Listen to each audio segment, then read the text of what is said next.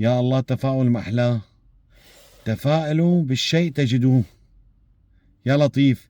يعني بس يكون عندك هالطاقة الإيجابية إنه إن شاء الله الأمور أحسن، إن شاء الله كذا، صدقني عن جد بتلاقي الأمور سبحان الله تحولت إلى شيء إيجابي، وإلى آه أشياء جميلة.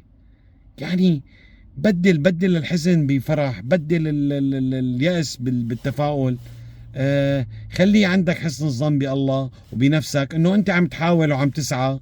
يعني خلاص انا عم اعمل اللي علي، فهذا كافي. هذا الشيء انه انت عم تعمل اللي عليك كافي انك تشعر برضا لنفسك انه انت يعني ما عم تقصر وعم تعمل اللي عليك، والباقي على الله سبحانه وتعالى.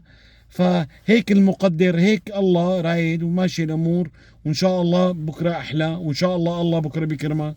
يعني سبحان الله، هيك يخلي عندك التفاؤل القوي.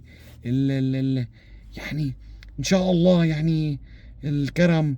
وانت عم تطلب من كريم، لا تطلب من بخيل. الله سبحانه وتعالى يعني لن تنقص يعني خزائنه. يعني سبحان الله. ولكن حسن الظن، حسن الظن. دمتم بخير.